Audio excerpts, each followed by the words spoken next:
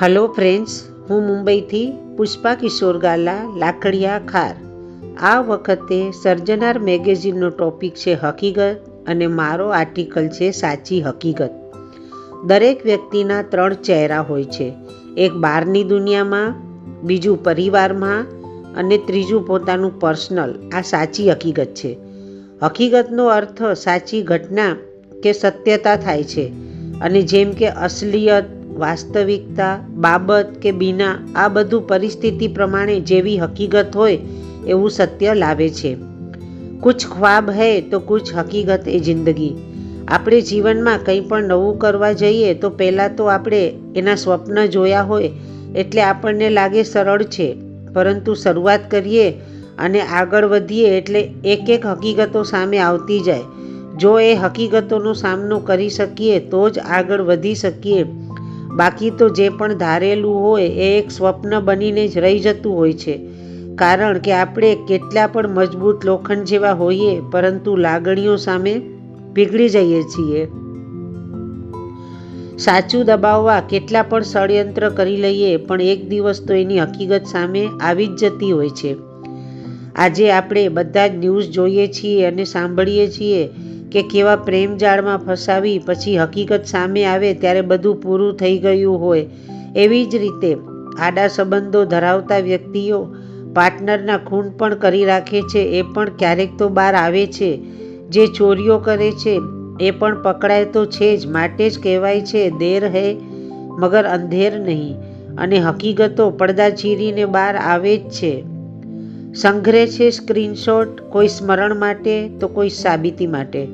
આજે માણસ એકબીજાને ખરાબ ચિતરવા અને નીચા બતાડવા કેવા પેતરા રચે છે, અને મીડિયાના દુરુપયોગથી કોઈની છબીને ખરાબ કરે છે, અને સામેવાળો વ્યક્તિ વગર વાંકે ગુનેગાર બની જાય છે.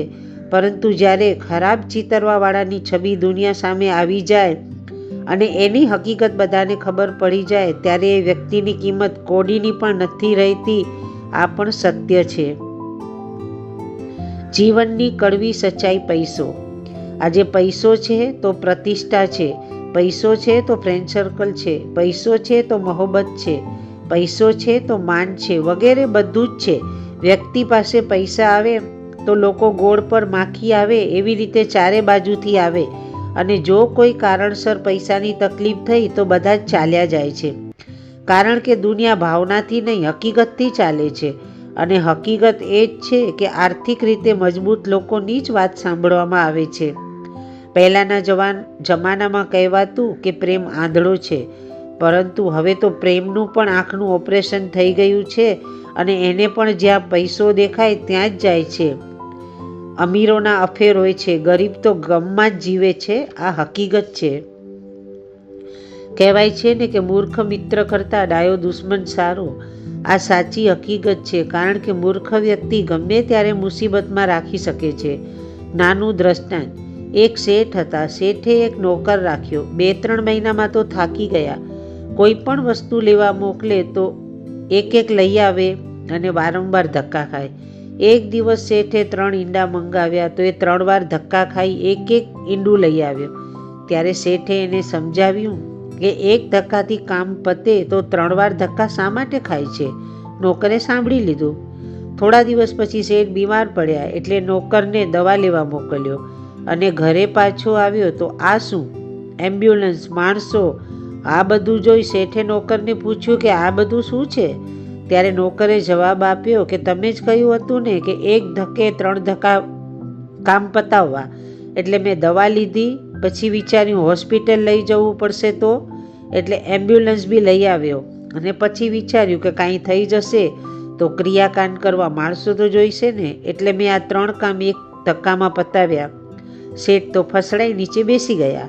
સારાંશ: મૂર્ખને ક્યારે સમય સૂચકતાનું ભાન નથી હોતું. એ હકીકત છે. ઘણી વખત આપણને નાની વાતોમાંથી મોટા બોધ મળી જતા હોય છે. એક તરત બનેલી નાની વિધવાને એની દીકરીએ પૂછ્યું કે માં, હું ફરીથી એકડો ઘૂંટું? આ નાની બાળકી અજાણતા જ કેટલી મોટી વાત કરી રાખી, અને એની મમ્મીને મેસેજ મળ્યો કે મારે પણ હવે સંસારનો નવો એકડો ફરીથી ઘૂંટી આગળ વધવું પડશે. આવા નાના પ્રસંગો મોટી મોટી હકીકતો કહી જતા હોય છે, કારણ કે કોઈ વ્યક્તિની પાછળ કોઈ વ્યક્તિ જતું નથી. મરનારની ચિતા પર ચાહનાર કોઈ ચડતું નથી. કહે છે હું મરીશ, પાછળ કોઈ મરતું નથી. દેહને જોઈ કોઈ આગમાં પડતું નથી. અરે આગ તો છોડો, રાખને પણ કોઈ અડતું નથી. મૃત્યુ આવશે એ નક્કી છે, છતાં પણ કોઈ સ્વીકારતું નથી એ હકીકત છે. આપણે કહીએ કે એ જવાનો ન હતો પણ ગયો અને એક્સિડન્ટ થયું અને મૃત્યુ પામ્યો. એવી જ રીતે જે બચવાનું છે એ ટિકિટ ન મળે નારાજ થાય અને બચી જાય ત્યારે ખુશ થાય કે હું બચી ગયો, નહીંતર હોનારતમાં માર્યો જાત. મોત સમય અને સ્થળ નક્કી કરી જ લે છે એ હકીકત છે. અભાગ્યા તું આથડ નહીં, પડ્યો રહે ને ઠામ. તું જઈશ ટ્રેનમાં તો હું આવીશ પ્લેનમાં. એક દિવસ રાજાને સ્વપ્ન આવ્યું કે કાલે તારું 4 વાગે મૃત્યુ થવાનું છે. એટલે રાજા તો દૂર દૂર જંગલમાં જઈ ઝાડ નીચે બેસી ગયો અને વિચારવા લાગ્યો કે હવે મોત નહીં આવે. ત્યાં જ ઝાડ પરથી ડાળી પડી અને રાજા મૃત્યુ પામ્યો. ત્યારે યમરાજે કહ્યું કે તું સામેથી આવી મારું કામ સરળ કરી દીધું. આ સત્ય છે અને સાચી હકીકત છે.